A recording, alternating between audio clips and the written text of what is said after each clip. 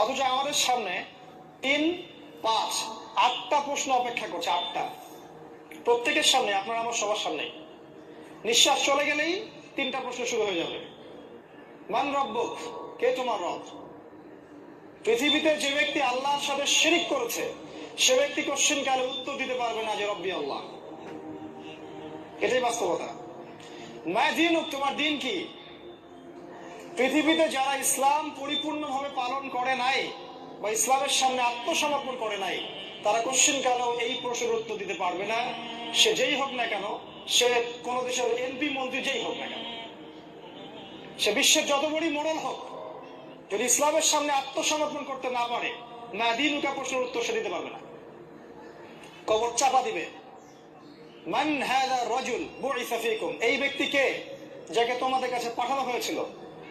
এই পৃথিবীতে সে যত বড়ই এমপি মন্ত্রী, ব্যবসায়ী, চাকরিজীবী, বিশ্বনেতা, সমাজ নেতা যেই হোক না কেন, আলেম জালেম যেই হোক, সে যদি রাসূলুল্লাহ সাল্লাল্লাহু আলাইহি ওয়াসাল্লামের সুন্নাহ অনুযায়ী জীবন যাপন না করে, তাহলে মান নবিয়ুক এই প্রশ্নের উত্তর সে দিতে পারবে না। এটাই বাস্তবতা। আর যারা এই 3টা প্রশ্নের উত্তর দিতে পারবেন, তাদেরকে ফেরেশতারা আরো একটা প্রশ্ন করবেন।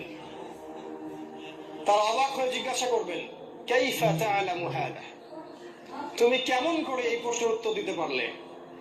এটা তো অনেক কঠিন প্রশ্ন। বেশিরভাগ মানুষই তো এর উত্তর দিতে পারে না।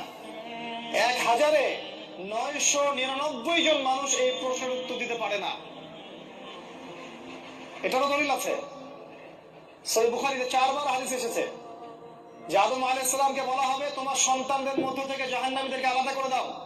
আদম আলাইহিস সালাম বলবেন, কতজনকে হে আল্লাহ? আল্লাহ পাক বলবেন, 1000-এ 999 জনকে জাহান্নামের জন্য আলাদা করে দাও। একজন জান্নাতে যাবে 1000-এ। তো যে ব্যক্তি 3টা উত্তর দিতে পারবে, সে ব্যক্তিকে প্রশ্ন করা হবে, কেমন করে জানলে?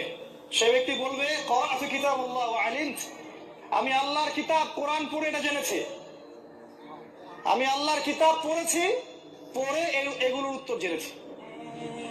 কিতাব পড়ার সময় হয় আমাদের, সুবহানাল্লাহ। পরকালের ক্ষতি, এই 3টা প্রশ্ন। তারপরে কিয়ামতের মাঠে ওঠার সময় আরো 5টা প্রশ্ন। উঠে দাঁড়ানোর সাথে সাথেই 5টা প্রশ্ন। 1 নাম্বার, তোমার জীবন কোন কাজে ব্যয় করেছো? 2 নাম্বার, তোমার যৌবন কোন কাজে ব্যয় করেছো? 3 নাম্বার, কোন পথে সম্পদ উপার্জন করেছো? যারা রিলিফের মাল খেয়ে বেড়াচ্ছেন তাদেরকে বলছি, প্রশ্ন করা হবে, কোন পথে সম্পদ অর্জন করেছো? যারা সুদ খাচ্ছেন, ঘুষ খাচ্ছেন, ভালো করে হিসেব করে খান। তারপরে প্রশ্ন করা হবে, কোন পথে সম্পদ ব্যয় করেছো? 5 নাম্বার, জানা অনুযায়ী আমল করেছিলে কি করো নাই? আলেম ওলামা সব ধরা। 5টা প্রশ্ন। এই 5টা প্রশ্নের উত্তর না দেওয়া পর্যন্ত আলেম জালেম এমপি মন্ত্রী যেই হোক না কেন, এক পা কিয়ামতের মাঠে লড়তে পারবে না। এটা রাসূল সাল্লাল্লাহু আলাইহি ওয়াসাল্লাম বলেছেন। সাহাবীদেরকে পর্যন্ত এই প্রশ্ন করা হবে, আপনি কি মনে করছেন? আপনি আমি তো তেজপাতা। সাহাবীদেরকে পর্যন্ত এই প্রশ্নগুলো করা হবে। তারা এগুলো চিন্তা করতেন, আল্লাহর ভয় থরথর করে কাঁপতেন, দাড়ি ভিজে যাইতো। সাহাবীরা আল্লাহর পথে কি করেন নাই? জীবন, জান, মাল, সময়, শ্রম সব ঢেলে দিয়েছে। গর্দান উড়ে গেছে, হাত কেটে গেছে, কত যন্ত্রণা সহ্য করেছেন। তারপরেও তারা ভয় পাইতেন যে এগুলো আমাদেরকে ফেস করতে হবে। আব্দুল্লাহ ইবনে রাওয়াহা রাদিয়াল্লাহু আনহু একজন সাহাবী, তাকে বলা হচ্ছে আপনাকে মুতার যুদ্ধে যেতে হবে। তিনি কান্নাকাটি শুরু করলেন। অন্য সাহাবীরা বলছেন যে আপনি কি মৃত্যুর ভয় কাঁপছেন? তিনি বললেন, না, আমি মৃত্যুর ভয় কাঁপছি না।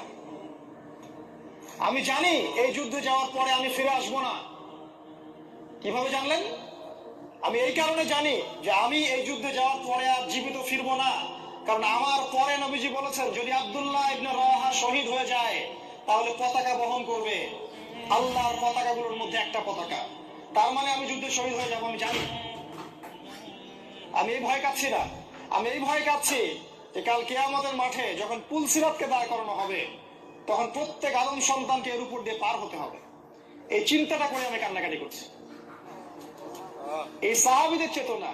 আর আমরা সারাদিন ঘুষ খাচ্ছি, সারাদিন সুদ খাচ্ছি, জিনা করছি, ব্যভিচার করছি, নাউযুবিল্লাহ, আল্লাহ দ্রোহিতায় লিপ্ত আছি। ইসলামের বিরুদ্ধাচরণ করছে, মিডিয়া দিয়ে উঠে পড়ে লাগছে ইসলামের বিরুদ্ধাচরণ করার জন্য। আল্লাহর আইন সব তুলে দিচ্ছে, নামাজ পড়ছি না, যাকাত দিচ্ছি না, বছর বছর খালি একটু হজ উমরা করে আইওয়াশ দেখাই মানুষকে,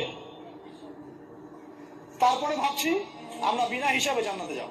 এত সহজ না, লা আল্লাহ, কখনো নয়, এত সহজ নয়। মানুষ ক্ষতির মধ্যে আছে। এই আয়াত ব্যাখ্যা করে রাত শেষ হয়ে যাবে।